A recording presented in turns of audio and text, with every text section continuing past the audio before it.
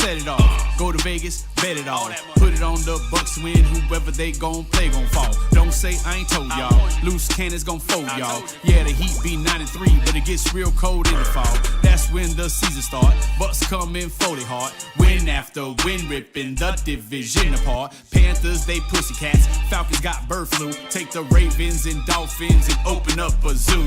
Cause one thing's for sure, better than the Bucs, they show lane. And every day in Tampa Bay, we say fuck the Saints. We in Tampa Bay, baby. 813 going crazy. Tampa, boy. This Bucs podcast be the greatest. Loose cannons blasting on them haters. And we in Tampa Bay, baby. Tell them where you from. 813 going crazy. Yeah. This Bucs podcast be the greatest. Loose cannons blasting on them haters. Now when I say the loose cannons, what? Do you know what I mean? I'm talking.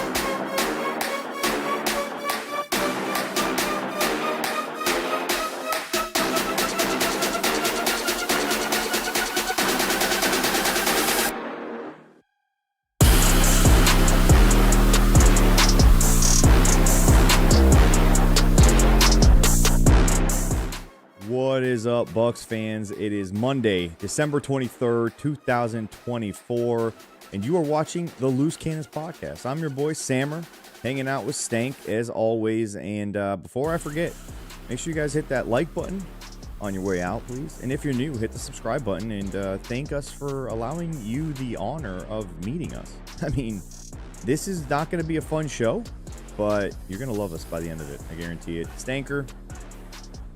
Prime time, Sunday Night Football. Bucs are on a winning streak. Everything's moving and grooving in the right direction.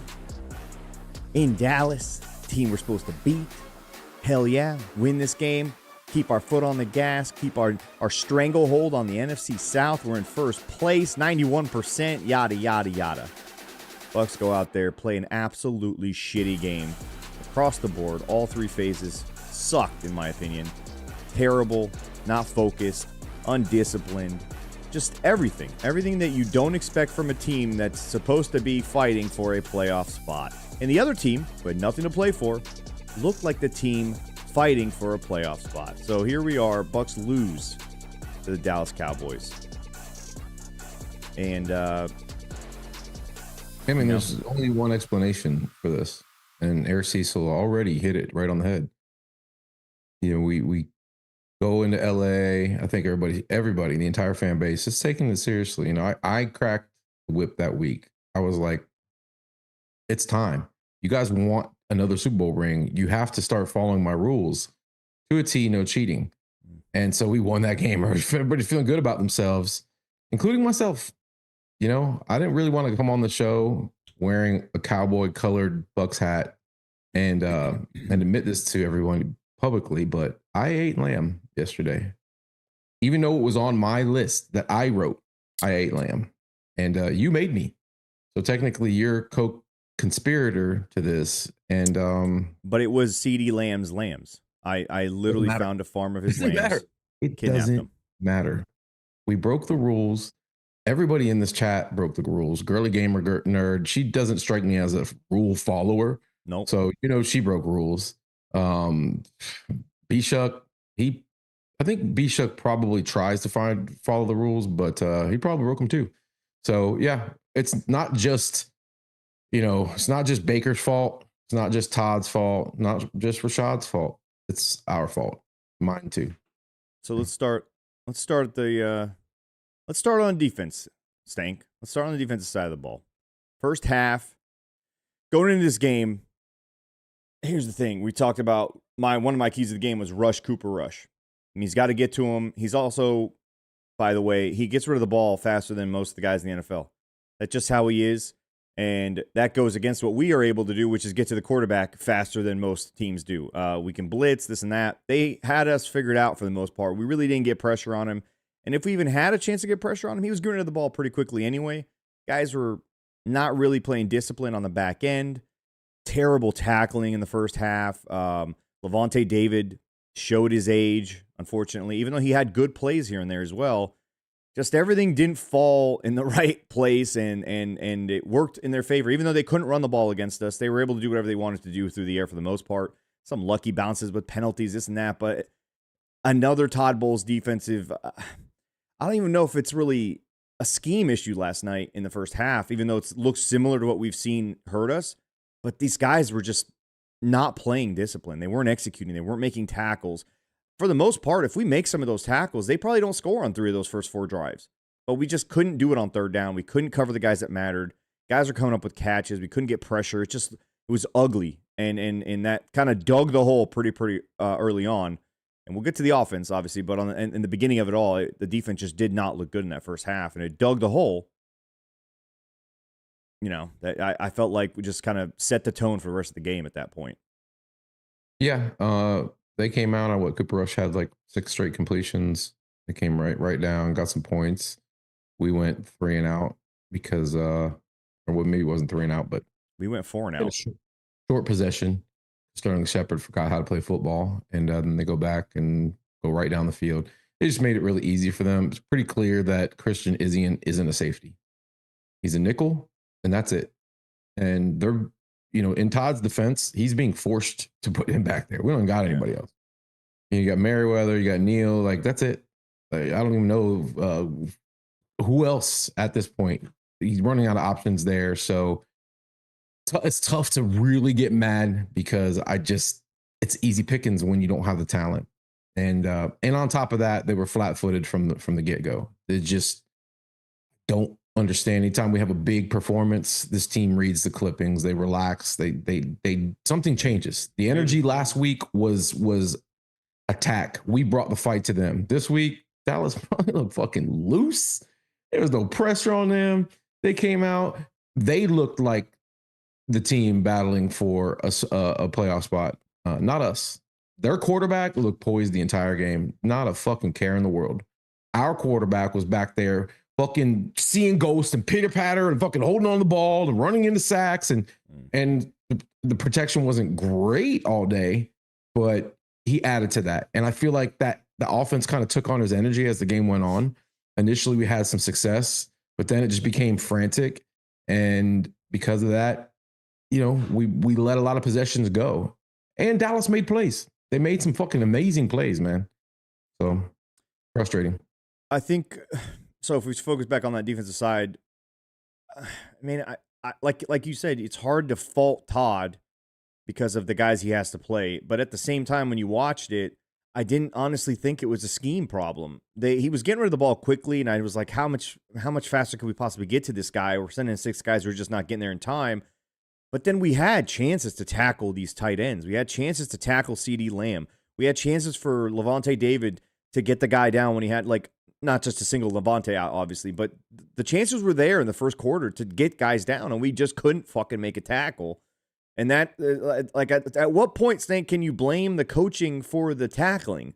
It's like Todd Bowles hasn't missed a tackle all season. I'm not saying this to defend Todd Bowles. I'm just honest, like, at some point, you got to say, you guys need to fucking make a play. And it came out in the second half. They tackled better all of a sudden. And Todd Bowles pretty pissed off at the halftime interview that he had going in with the NBC, where he's like, we got to tackle better. We can't do that. Like, what's he supposed to do at that point? And it's not backups only that were missing these tackles. It's starting guys. It's guys like Levante, who you expect to make a tackle. Guys that you're like, all right, we should be able to lean on Izzy to make a tackle. We should be able to lean on Zion and Jamel Dean and these guys who have been in the system and are supposed to be veterans, are supposed to be able to carry the defense when other guys are out.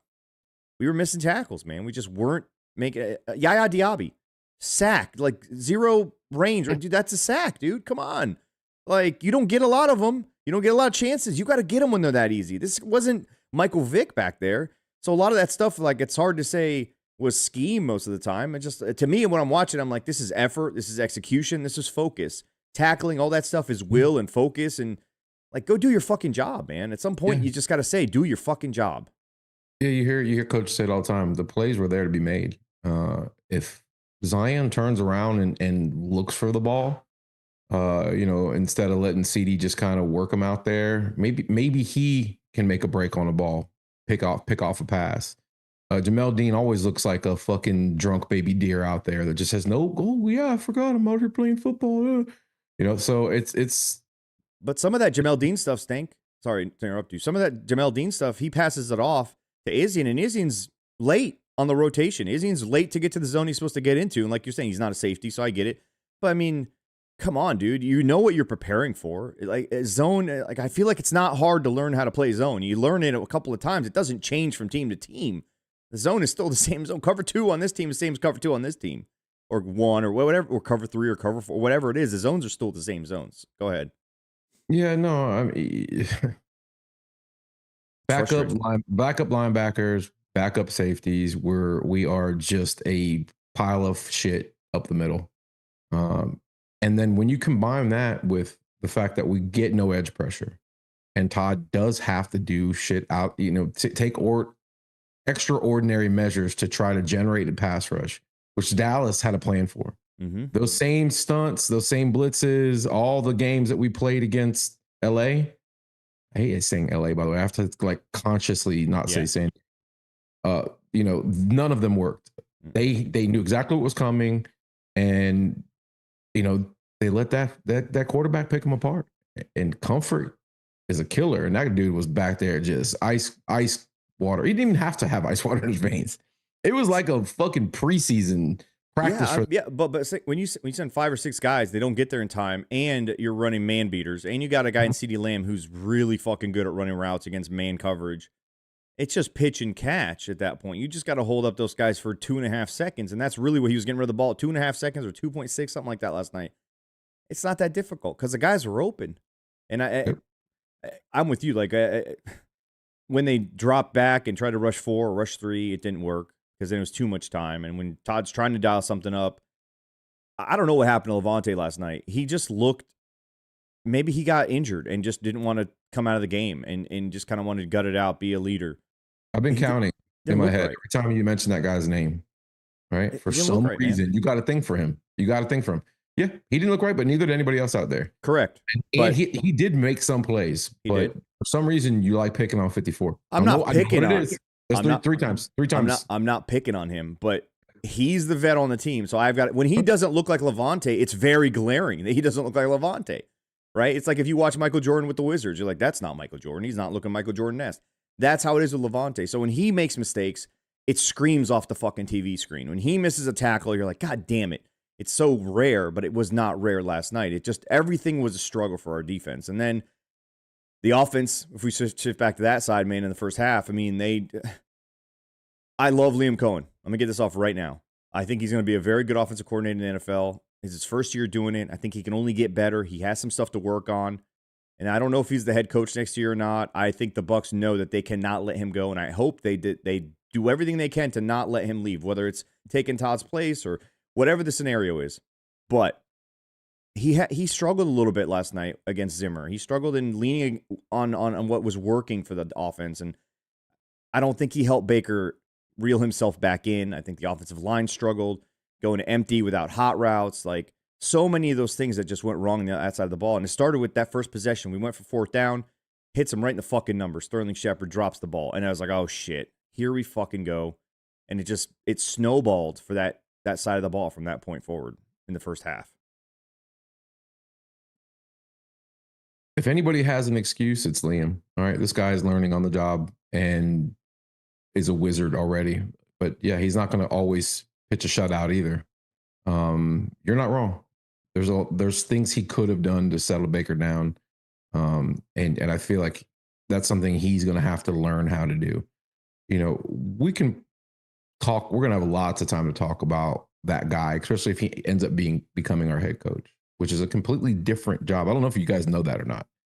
It's a different job. There's offensive coordinator and then there's head coach. And There's so a lot of stuff that goes with it. Yeah, maybe he's good at being an offensive coordinator, but that doesn't necessarily make him, into a good head coach. So, but we still got a lot of fish to fry before we talk about that. And unfortunately, I feel like we're going to have a lot of time to talk about that during the offseason. Hopefully not. But yeah, I mean, I think the thing that was really weird for me is seeing them struggle in pass pro, man. I don't think they're a great pass protection team. I know we've said that, Sammer. Yeah, we've been saying everybody can go back and watch the last 5. And they called us idiots. They called us idiots. people who cover this team call us idiots. People who love to break down film and look at stat sheets think that we're ridiculous for questioning this team's pass protection. They're average. They've been average. They can't really protect very long up the middle. And I don't know if you have a list of topics today, but I'm sure Graham Barton would be one if he No, me was. and you just having a discussion, man. No topics tonight. Yeah. I don't care. Throw your PFF fucking stats away. I don't care who graded out as what. It's plain as day, that guy struggles quite often up front. Maybe he will one day become a bulletproof center, but right now he's making mistakes, and Bredesen makes mistakes. And sometimes Cody makes mistakes. And sometimes Tristan, injured. I don't know. Yesterday, he didn't have the greatest game. And, oh, by the way, Luke, had to fucking wrestle a T-Rex all game long. So there's times he looked great. There's times he looked not great. But as a unit, they struggled against a front that's banged the fuck up. That has kind of like their B team out there. And they brought blitzes from everywhere. And it looked like we'd never seen a blitz before in some cases. So that's what I'm saying. I think Zimmer came into this game pretty well prepared for what Liam likes to do protection-wise. It looked like he knew what the protections were, whether that's on Baker, whether that's on the center to make the call, to shift guys. Even when we had Rashad in there picking guys up, there are other moments where Rashad was not in there and Bucky was just not even pass protecting at all. Just going to guys that are already being blocked by the center or the guard, and then guys are coming in off the edge. It gets sacked inside the inside the 10. It was a fumble. It gives the ball right back to the Cowboys. All these things that happen, it looked like Zimmer was prepared for what Liam likes to do. And my thing with Liam, and I know it sounds nitpicky at this point because he's been the most consistent part of this team. The offense has scored points. You're going against a team that's a 29th ranked rush defense, man. Over the last 5 games, they had 2 games where they gave up over 200 yards rushing. And the game was never so far out of reach that you had to abandon the run, in my opinion. And we just stopped. We didn't lean on it enough. We didn't have answers for what they were doing up front. They were sending 6, 7 guys, and we just didn't have it. And when you saw what it was, you're an empty, right? When you're an empty, you are telling the defense that you are going to throw the ball. They have nothing to worry about run-wise. They can pin their ears back. You're playing into their hands. They're a pretty good pass-rushing team. And when you do that, and you also don't build a hot route into it, like that one play where Baker was running and the entire defensive line was climbing over themselves like fucking velociraptors to try to get to him first, and the offensive line was just standing around. I was like, everyone who was running a route had their back to Baker. He had nowhere to throw the ball. It's like he had nothing he could possibly do in that scenario. Yeah. There's other moments where he had Rashad. He had Miller coming across the middle on crossers where he could have thrown the ball and he tried to go for the big play and he got greedy, which we've talked about all season long. But in that moment, there were so many of those empties with no hots or empties where no one's like, what are you supposed to do there? You do realize that's on the coach. It's not just the coach's responsibility. Correct. It's Baker's responsibility too. It's the leaders. It's the offensive line. They build in. That's what I said. I said, is it Graham? Is it him? I think it's all of them. But go ahead. They have to have the ability to change a play on the fly, and that's what good defenses do. They confuse you. They make you think they're going to blitz. They don't blitz. You think they're not going to blitz, and they do blitz. One thing I saw consistently is we're getting to the line late. That's a problem. You don't have time to diagnose when you're getting to the line late. I don't know if it's the play call coming in or where formations are just lackadaisically getting out there, or there's too many shifts or changes, whatever the case may be. That's just Pop Warner shit. When you come to the line with 6 seconds, with 5 seconds, with 7 seconds, it's not enough time to get out there, run your motion, get everybody settled, diagnose. And so there's a lot of that too. That's why I say it was kind of a frenetic pace out there. And it's up to Liam and it's up to Baker as a veteran. This guy's now a veteran in this league. He's more than capable of figuring out what the defense is trying to do to you, right? We had the GOAT in here. Nobody better. He also needs to learn how to throw the fucking ball away. Okay. Yeah, you don't have to be Superman all the time. Okay. And yes, you're going to take some of that because sometimes he is Superman, and holy fucking shit. Right. The play that Rashad fumbled on, that was an incredible fucking play. Incredible play. Had he not fumbled there, we go down, kick the field goal. That's something that's going to stick in your memory forever. That was an incredible play. But it's because it had to be, right? It was fucking like, again, just caught up in the rush, making, weird decisions. And I feel like it's just trickled down into the team around us. And maybe it was them trickling down into Baker. I don't know what it was, but energy wasn't right. And the veteran team needs to be able to kind of stave that off a little bit and kind of get their focus back, and it just never happened. So, like, to call 46 passes, or to attempt 46 passes, in my opinion, is not the recipe for success for this football team, especially without Chris Godwin.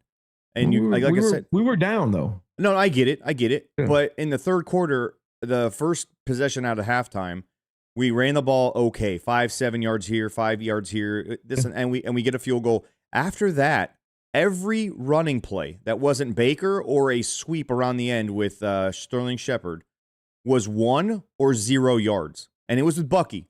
It wasn't Rashad. It was 1 or 0 yards, and so some of that tells me to predictability. Some of that is down in distance. Some of that is, I don't know. Some of that is not seeing what the defense was trying to take away the run. They were playing single high a lot. They were doing what they could. But that's like, at some point, you have to be able to enforce your will and impose your will on the other team. If you're a good running offense, you lean into it sometimes. Even if it doesn't make sense, you lean into it.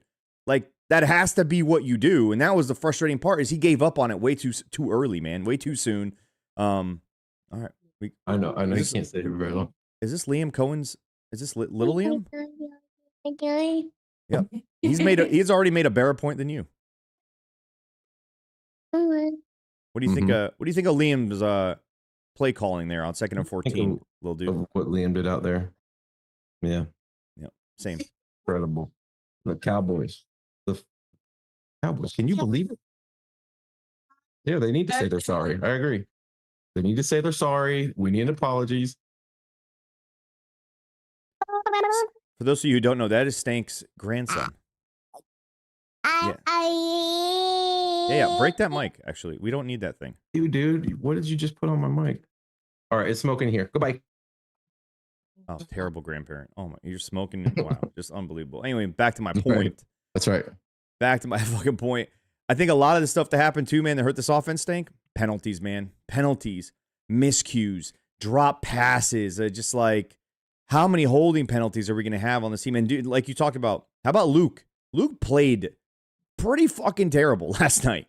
He didn't give up sacks per se, but the pocket collapsed consistently around Baker. Some of that is Baker, like that one where he thought he could jump over 2 human bodies and not get sacked while the guy's attempting to. Can't do that, man. You got to throw that ball away. Do something, like do anything but that. And there are moments where he climbs the pocket properly, finds the guy down the field, and we convert a first down. Inconsistent again. I think there was a lot of inconsistent. That was probably the whole theme last night. Inconsistency across the board. The line was inconsistent. The running game was inconsistent. The play calling was inconsistent. Quarterback play was erratic and inconsistent. I love his heart, man. Love it. Love Baker. Huge fan. I don't ever want to see him leave. But there's moments where you're like, the heart is great, but man, come on. You got to be able to do some shit. When the defense gives you this, you just got to take it sometimes. You got to take Rashad White for 4 yards in the flat when no one's open. You don't need to wait for that Mike Evans play down the field. He threw a nice pass, ends up breaking up because he gets hit at the right time. Defensive receiver obviously didn't get called there for some reason. But too many of those moments, man, and they add up in games like this. They just add up, and the other team doesn't make any mistakes, and it just compounds itself on this offense. And like you said, a more seasoned Liam Cohen probably would know how to settle things down. Probably knows how to adjust to what Zimmer was doing. But Zimmer's a good defensive coordinator. Regardless of his guys being injured, regardless of how their season's gone, he's a good defensive coordinator. And I think he just out-schemed him for the most part. But also the Bucs didn't execute well either. 3rd and 40 was one of the options we had last night. 2nd and 15. 2nd and 15 was like almost the theme of the night. 3rd and 15. Again, they're going to pass rush you. That's what they want. Plays right into their hands. And we could not overcome that enough times. And it just became an uphill battle. And then we go into the second half and defense turns shit around, Stank. Yeah, this team lacks poise. They lose their cool. And they blinked first, man. That was, I don't know. It's not winning football. It's not playoff football. It's not championship football. That was a beatable team. Sorry, it just is. I don't really, you can say what you want. They wanted 6 at home this year. Very beatable team. And we just didn't bring our A game. And I don't know what it is, man. Maybe they think we were going to get the coast in, but there was some zero room for error, zero margin for error. Yeah. Everybody's like, Washington's going to beat Atlanta. Not necessarily. They've got momentum. Washington didn't play particularly well. They had 5 turnovers. There could be a scenario where they just roll them, and then they got to beat Carolina, and that's pretty much all she wrote. You've seen the scenarios, and they've been floated around there. I think Greg Allman put it out there. We're not winning the wild card.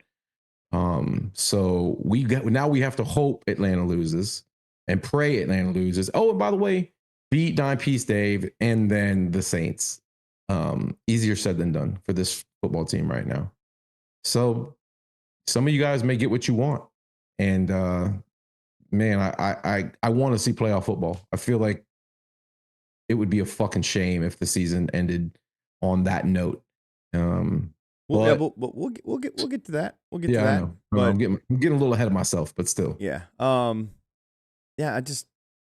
So you and I probably disagree on this, but in the second half, as much as people want to dump on Todd Bowles, his defense, whether the context is, the offense of the Dallas Cowboys kind of went in a shell a little bit. They need to go out there and attack really as much.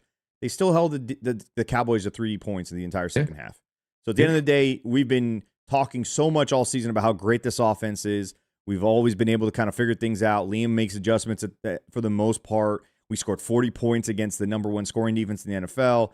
They should be able to score the necessary number of points to win, especially if their defense is giving them a 3-point, only giving up 3 points in the entire half of the game. Last week, they only gave up 0 points. It went 27-0. Again, number 1 scoring defense of the Chargers. So in that game last night, I felt like they were disappointing. As good as Liam's been and all the excuses that are built into it, and the offense just shit itself, in my opinion. Penalties, miscues, all of the things that you could possibly have go wrong, they went wrong yesterday, and it's a little frustrating because when the defense finally played well enough, the offense couldn't figure it out. And when they finally did, it was a little too late. Then all of a sudden, then the fumble happens. Not one play loses the game, Stank. We kind of learned that over years. But all those things, if the catches are made, if the plays are here, and if we don't get false starts and penalties and offsides and all that, we probably win the game by 14 fucking points. Who knows? But all that shit compounded itself again, like we talked about with the offensive line. And it didn't matter how good the defense played in the second half. It didn't matter that they got us the ball back again when it mattered. And we fell short. And I agree. That team deserved to win that game last night. No. No. Well, I mean, we had the opportunity. We were in position to win the game. We didn't deserve it. We deserve it. No, but no. You say I disagree with you. I don't. Turnovers, penalties in the second half can't happen. Dallas made some incredible plays. They did what they had to do. But I'm gonna say 3 names. Okay. Ryan Miller, Trey Palmer, and Payne Durham. That's who we're rolling out there with, aside from having 13. And 13 was out there running his ass off. We already know he's not 100%. And so it's kind of hard, even though they didn't have their big guns out there too, it's kind of hard to maintain the level of success that we've had this year on offense when that's who you're running out there. Didn't run the ball. Yeah. Okay. I get it. But there towards the end of the game, we couldn't run the ball. Time was against us and we turned the ball over, right? We threw a pick in the end zone. That was painful. That was a touchdown. But touchdown. Defense stood on their head at the end of the game and gave the offense a chance to win the game. And we were in position to do so there at the end of the game. And Rashad's out there trying to make a play, and y'all can hate him if you want to. It wasn't what we want. What he wanted, but he was out there trying to make a play, and the defender made a great play. Ball security needs to happen. Bucky did the same thing in Atlanta, by the way. So you can point fingers all you want, and I think Josh Q posted their fumble rate because people were like, oh, Rashad's a problem. No, Bucky and Rashad have the same percentage in regards to fumbling. So it's easy in retrospect to say, why didn't we have Bucky out there? Dude, Rashad has won us games this year too. So point the finger all you want. He would point the finger at himself. That's okay, right? I talked to him. Cost us the game. He called me today, sick to his stomach. I know. Of course, he's fucking sick to his stomach. Yeah, he owns it. But here's my thing: the people are at, why was Bucky not in the game?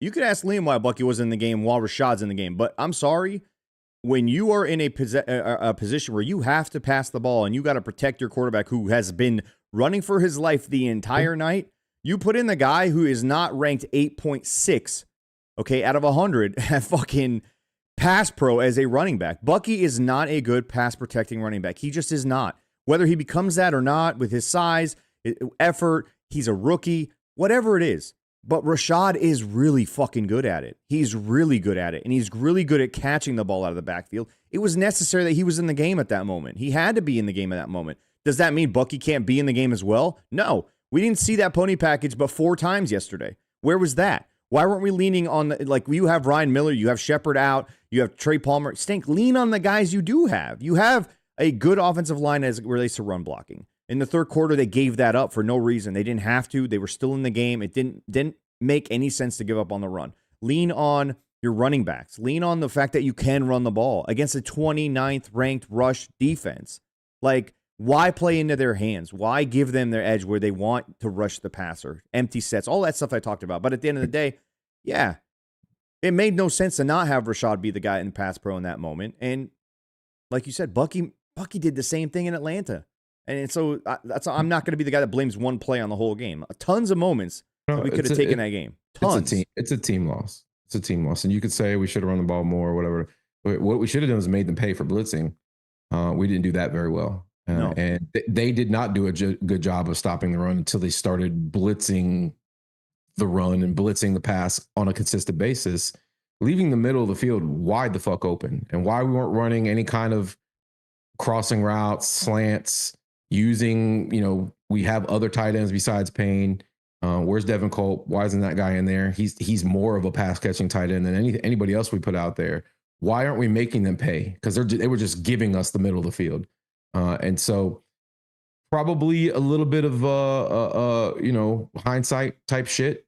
And I'm sure that Cade Otton, for sure we miss him. We miss 14.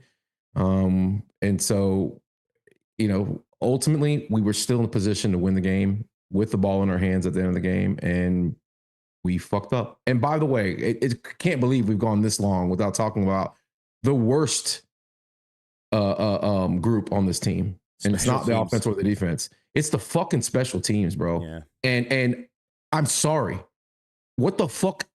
Allowing, you can't continue to blame Trey Palmer. It's coaching.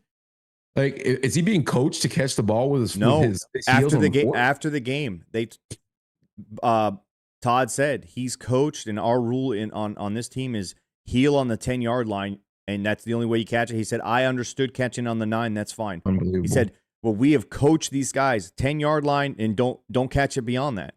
And for him to fair catch it at the 6. How about our special teams on the punting side of things? Our punter, terrible. Terrible. No penalties every time, by the way. Not just that, Stank. The one time he does finally get it inside the 5-yard line, carelessness with the guy out there trying to catch the ball, trying to make a play, steps on the fucking end line before he even catches the ball. I mean, the look on it, it's almost laughable. But you can't punt the ball and make it a 30 net yard. Yeah. It can't happen every single time like that. By the way, we don't expect it, so I don't even think that Bucs fans even consider it. But we're allowed to block field goals, right? When's the last time we blocked a kick? Right, this guy's out there kicking 50 fucking plus yarders on a consistent basis. There should be low trajectory. We put no rush on those units. It's bad everywhere except for our stupid fucking McKicker. He's the only saving grace for that unit, and he was there before this new special teams coach. They're really, really bad, and that guy should not have come home on the plane. And it's not just this week. It's been consistently bad. We have caught punts inside our own 10 already this season. And so if Trey just doesn't have the fucking wherewithal to figure out where he's at, take him out of there. I don't give a shit.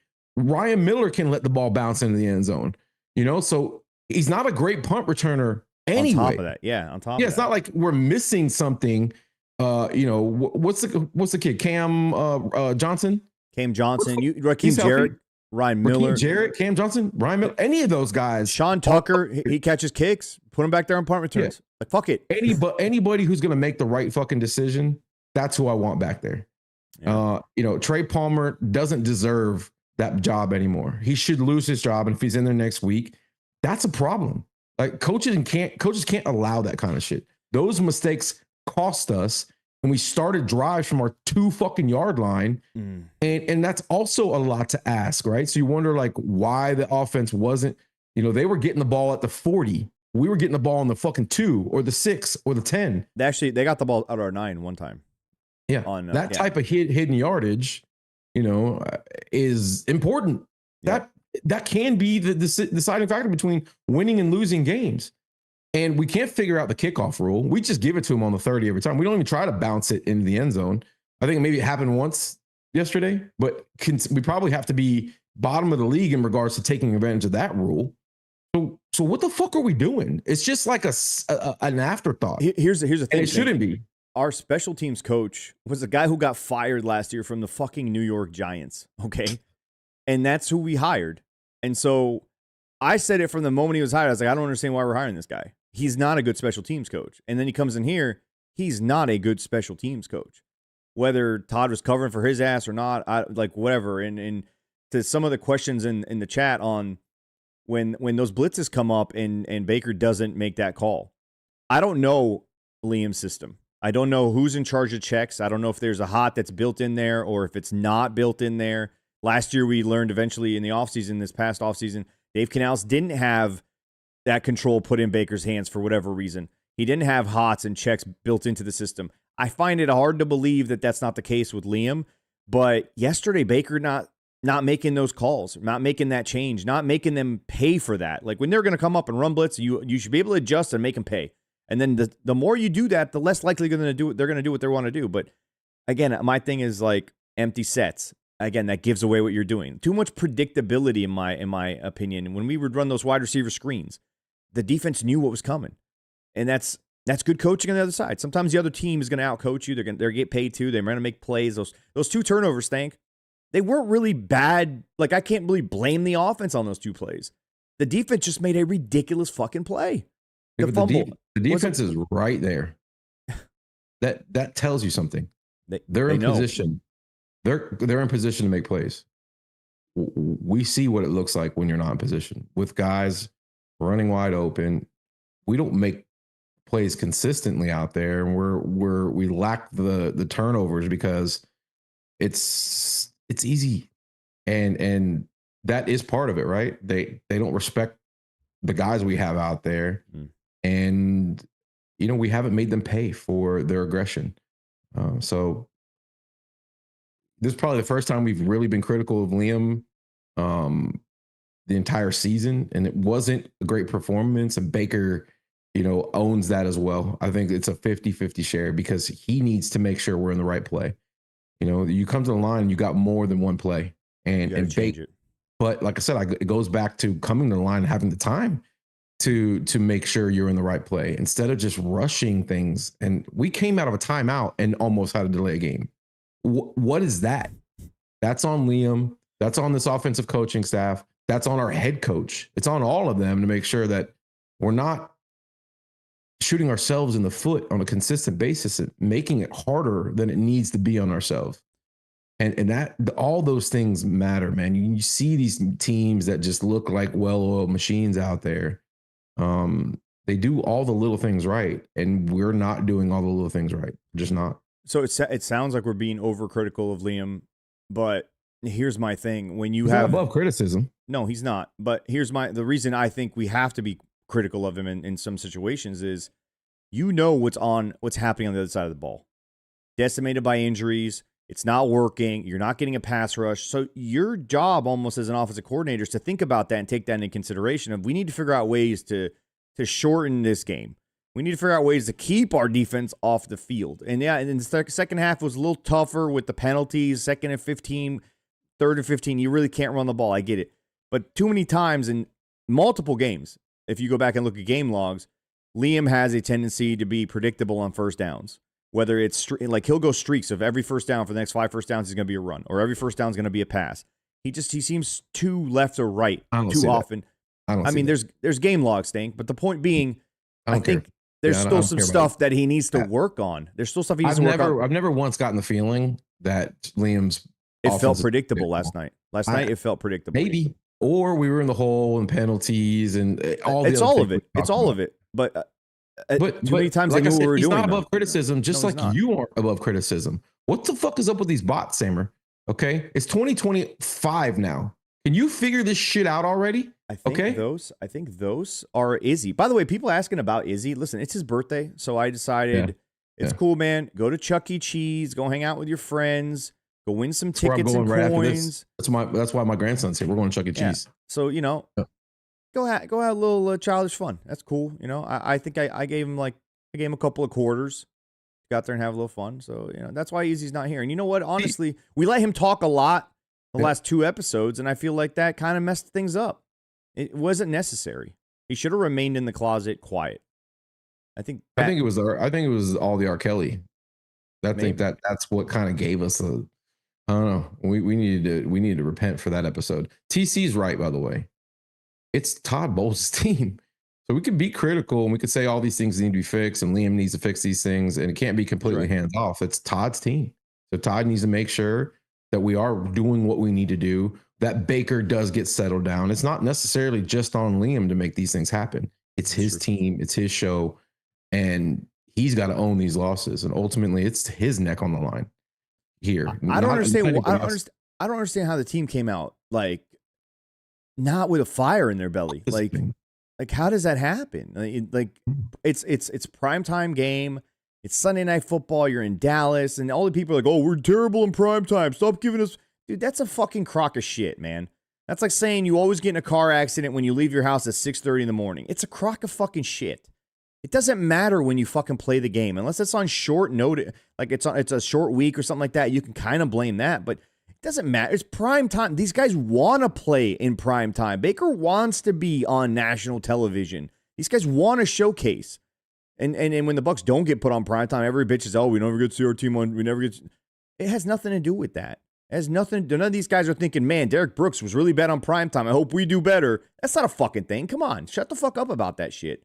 Yeah, Todd Bowles is responsible for his team being prepared. He is responsible for his team being up for a game. He is responsible for going into Liam Cohen's headset and be like, "Hey, man, do this fucking differently," or settle Baker down, or "Hey, Baker, stop, cut it out." Hey, where the fuck are the, as a defensive coordinator, you would think that he'd be able to lend more of insight to it when an offense is struggling against certain things. Like, hey, they're blitzing the fuck out of you. Call something across the middle. Like, he should understand that. And maybe that's not something that happens. Maybe there's a bad communication between the two of those guys. Who knows, man? At the end of the day, though, yeah, head coach is going to get the blame. He's going to get the blame when the team doesn't show up. He's going to get the blame when the team comes out flat. And when a team looks like they don't deserve to win, but they're still in the game at the end of it all, he's still got it. Yeah, it's on him. But you also got to give him credit when he does turn shit around, or what they did last week against the Chargers and how they were able to hold the team to 3 points in the second half, whatever the context is. Again, it just wasn't complimentary football enough. They don't piece it together when it matters. Something's always going wrong on one side of the ball or the other when the other side is doing well, and then they trip up. And it's just constantly like that. And I think some of that maybe is youth stink. I don't know. We have a younger team.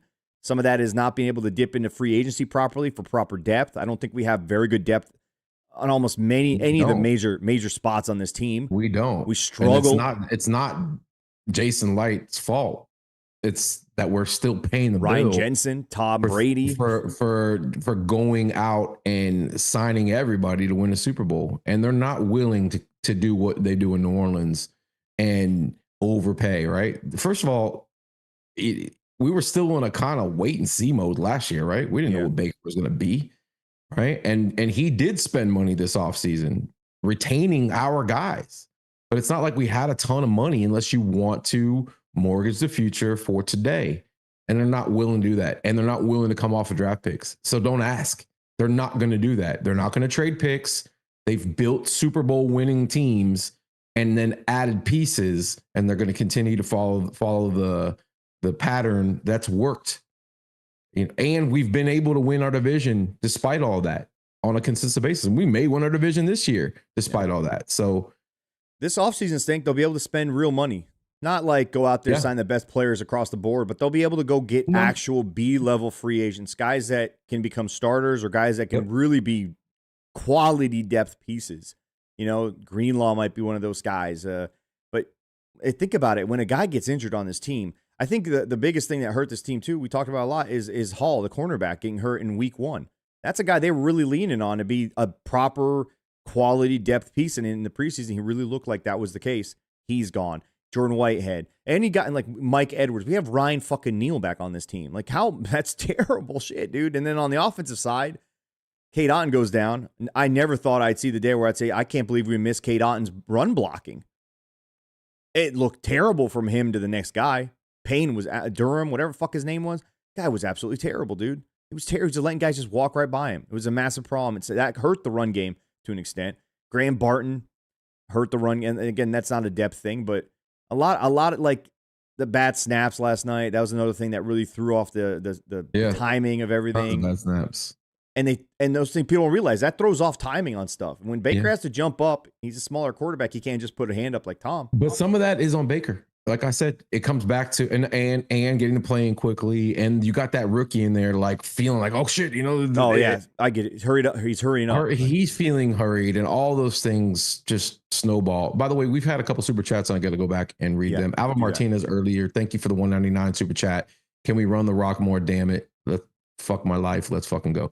And then another super chat from Bucs Basement. Honestly, I think it'd be best for the franchise to not make the playoffs. I'll read the rest of your super chat, but I don't play that game. If it means Bowles fired, promote Cohen, keep the offense continuity. When it happens, happens. Let the shit play out, but I'm never going to root for this team to lose ever. And I mean, ever. I don't give a fuck if we're in position to draft the first guy overall and we win a game and it makes us have to draft this guy. I don't care. You don't do that. You don't fucking coach to lose. These guys are professionals, and that kind of thought process, if your players think that way, then you're probably not going to win shit regardless of who you bring in here. Look at the teams that are perpetually drafting early on. They're not necessarily building Super Bowl rosters here. And then you got teams like Buffalo who are on the brink who can't seem to win. Doesn't seem to hurt them in building these juggernauts. So it's more than that, and you got to get out of that type of the thought process because it's just a losing mentality. We've been here, bro. If you're OG Bucs fan, you know that drafting early on, it doesn't mean shit. It just means that you get a blue chip guy here or there, but it doesn't equate to winning Super Bowls and winning divisions. Culture does that, and you want to bring in good guys too, and there are plenty of good guys to be had. So fuck that shit. Yes, we see it all the time. And to me at this point, you're not going to convince everybody. Some people are just going to have that feeling, but we've lived in that draft state so long that we know that's not real. That shit doesn't matter, man. It just doesn't. The Bears have been in it. Yeah. Forever. I mean, since Lovie Smith was fired, they've been in that mode. The Lions were in it for a very long time. What's funny, you bring up the Bills, Stank. The Bills kind of had a little bit of a mini reset last year. They got rid of both their starting safeties. They got rid of linebackers. They got rid of linemen. They did a whole little baby reset, and here they are beating the fucking Chiefs, okay? In position to make noise in the playoffs. Will they ultimately do it? Will they choke? Who knows? But it hasn't hurt them. They were somehow able to replace guys with other guys and rookies and, lower tier free agents, and it just... Sometimes you just have sometimes you got to get lucky with no injuries. There's a ton of shit that goes into it, man. But it's got to be culture first. It has to. I mean, Detroit is the perfect example of that. They started with building a mentality and then brought in guys that match that mentality. And, don't forget 3 years ago, they were a laughingstock, 4 years ago, and then throughout their history. And then they brought in a guy who just wasn't willing to accept that shit anymore. And that your locker room has to be that, man. It just has to, yep. Unless you got a guy like Pat, and a coach like Andy Reid who failed his ass off for a long time before he became the coach he is right now. Like if you look at Liam Cohen and look at a guy like Andy Reid, there's an abyss within an abyss between the two guys. And so it's going to take some time for that guy. I don't give a fuck how good you are at calling plays. New England did that. They started with building a culture. And then eventually build a dynasty. And they got rid of great players all the time. They did all the time. We're never going to pay more than what we've slotted for this position. And we're going to get rid of you a year earlier as opposed to a year late. Yep. We're going to get something out of it. And I agree with Crown, who said it, I believe, on Twitter last night or something. I've been saying it the entire season. it's time to spend whatever is necessary to get an edge rusher on this team, because I really do think that would help a lot of deficiencies. Your corners and safeties, they automatically look better. Your linebackers look better. Your blitzes are more efficient and they function better when you have an edge rushing monster on the team. That's just how it works. You can't really obvious. It doesn't necessarily. But I think it's time to spend. No, but I think it's time to spend what is necessary, which we have not. Which we have tried. No, trade picks. I think it's time. It's time. It's time to be smart with it. Right? Maybe. I believe Khalil Mack will be a free agent this offseason. Yeah, I believe there's other guys. Circling the drain, dude. He's playing pretty damn well for the Chargers, man. Okay. I'm not saying he's not a break the bank guy though. That's an okay signing. But you have the ability to go out there, trade some picks, and get a guy in, give him the money, and you have a premier guy. That changes a lot of things, man. It changes a lot of things. That's defensive side is really the part that struggles the most, in my opinion. I'm sure they would have loved to bring in a blue chip pass rusher. They couldn't afford it, and they weren't willing to give up picks for it. They just weren't. We're never gonna get, maybe trade up. I don't know. That's the thing. If we continue to win 8, 9, 10, 11 games, we're never gonna be in that position unless we get lucky to get a guy, right? We didn't have to be in that position, and Jason went out found a dude like Shaq Barrett. We need more for sure. That's very rare. We're not going to be we're not going to be in the position to be able to sign, a Micah Parsons or one of these top 3 pass rushers, and they're not going to want to come here most likely anyways. They're going to be chasing rings and going to teams, that are in the driver's seat. We're going to have to find but I think, Stank, in this offseason, we're going to see what is going to probably be this Baker effect. A lot of guys want to play for a guy like that on their team. It's something about it. A lot of these guys who have podcasts on other teams have talked about Baker, and they just love him, dude. There's a lot of respect for that guy across the league from defensive players. The guys that just want to be on a team where they know their quarterback's a dog like that, regardless of his shortcomings. No pun intended. But we'll get to that whole conversation when the offseason comes up. Look at the Super Bowls for the last 10 years. None of those guys have of Julius Peppers, right? And you could look at our Super Bowl. We had JPP and we had Shaq Barrett. That's probably the best combo of edge rushers that have won a Super Bowl recently. But you can still do it, especially with what we've got going on in the middle, which is incredible. We just need some speed off the edge. I like Yaya. I think they need better. I think they need better position coaches on that side of things. I think the outside linebackers coach that we all thought was going to be great, that we plucked from Dallas, looks like the Dallas edge rushers are making him look a lot better than he actually is, because it doesn't look like. It looks like Yaya's taking a step back, and it's just. I can't say it's just missed tackles. He's just, I don't know, man. He's there too, but at the same time, but he doesn't look like he's refined himself. He's not when you watch Simeon Rice Rush. Was a tactician. Yeah, you're talking about a Hall of Famer, bro. I know, no, but take half of that level. Like, you should have moves and understand how you're setting your guy up. Just not like the same. They're not the same. They're just, but he doesn't have any sort of. It's just same thing every single time. When was the last time you saw Yaya spin off of someone? That's not his game. I'm sorry. You have to, as an edge rusher, have a spin move. You have to. Where's the arms that they're supposed to be able to use? Like the power, none of that is there. He has no bend, so he's got to be a power guy. He's got to be able to use his physicality. He doesn't seem to be coached in a way that takes advantage of his natural talents or his physique. The only reason we get a pass rush most of the time is because Kalijah Cansey's a fucking freak, and Vita Vea is a massive human being who's trucking through multiple bodies. It took 3 guys to chop block him last night in one play. Eventually, at some point, you got to say we can't lean on these dudes, and let's go get a guy. Let's go get a Simeon Rice in this league. Let's go find someone like that. You got to add a piece like that sometimes, man. If you're not going to be able to draft him, you're not going to be in the position to draft him. Either move up the draft, or you fucking go pay some picks and you go get him. You go get that guy. Well, listen, I'm about to get pass rushed and sacked by my wife.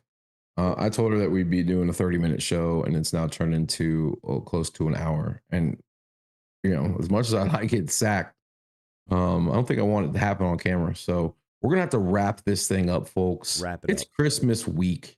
All right. The Grinch just took a shit in all of our mouths, and we're just going to have to fucking deal with it. So I'm going to go watch The Grinch right now, because maybe that'll make me feel better. That game fucking sucked. And it does feel better to come in here and talk about it. And that's why we could do this for hours and hours and hours. But I value my life And I don't really care. I don't value how you feel, Sammer. Perfectly, personally. I don't value your life. Listen, there's a I got little a little elf. man in there. There's a little elf on screen. He wants to miss you guys all a Merry Christmas and Happy New Year. I don't know if we're gonna do a show on Thursday. Who knows? Stank might still be, recovering from eggnog and whatnot. And so we'll see. We'll announce it. Maybe, maybe not. I don't know. This team does not deserve a Thursday show this week. You don't think that? Yeah. Maybe they don't. Maybe they don't. Listen, hit the like button. Leave us a comment. Leave us a comment on what you're pissed off about with this game. Get it off your chest. Let it out so that tomorrow we give it that 24-hour rule. It's out the window. It is gone tomorrow morning. We're going to just have, holly jolly fucking thoughts and feelings, right? That's what we're going to do tomorrow. Favorite Christmas song, Sammer? Favorite Christmas song? The Run DMC deal. What's that one called? I'm not a big Christmas cheer guy. I got one for everybody. Nobody on here has ever heard of it, and What's the Run DMC? What's the Run? What is that? Just Jingle Bells? Probably. I think it's like Harlem Christmas or something. Something like that. Yeah. Yeah, I'm gonna drop a gem for all you guys. All right now, go onto your browsers or into your phone or into Spotify or Apple Music and search Dominic the Donkey. All right, I'm gonna leave you guys with Dominic. How'd you not tell me this ahead of time? We could have played it on the way out. Wait, there's still time. Pull up Dominic the Christmas Donkey right now. I want to hear it. All right. Well, how about you give them some spiel about liking and subscribing and all that? Listen, do you guys know that YouTube has this feature that there's like right below where it talks about the name of the episode? There's a little thumbs up, and there's even a thumbs down. Right? You can push that and tell people you like us or you don't. Next to that, it says subscribe. You can click on that, and you can even like trigger the little bell, so it'll let you know you might be out with the family, and you might get an alert. Oh, Loose Cannons, they're recording. You can do that, and you know what really helps grow the channel? Huh? You leave a comment, not in the chat right here, but you go down below and you leave a comment and you say, "Hey, Stank, I hate your stupid fucking face." And Sammer, what kind of paint do you use for that beard? It's sweet. I can't. I want that. I want that. It's crude oil. So you can leave a comment in there. Hollis Run Christmas. All right. So are you ready to debut pretty much the greatest? What the fuck is that? Anybody see that flying in my face right now? There's like a pterodactyl flying around my room. Dominic the Donkey. Dominic the Donkey. You're gonna like this. All right. This is a mafia Christmas song. Go ahead. Here we go. Wait.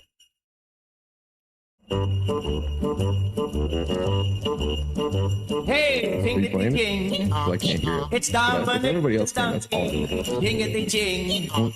The Italian Christmas donkey. La la la la la la la la la. La la la la la la la. The Italian Christmas donkey. Yeah. And You're welcome. got a little That's my friend, gift. His name is Dominic. You The got Go cutest Bucs. little Go donkey. Bucs. You'll never see him kick when Santa visits.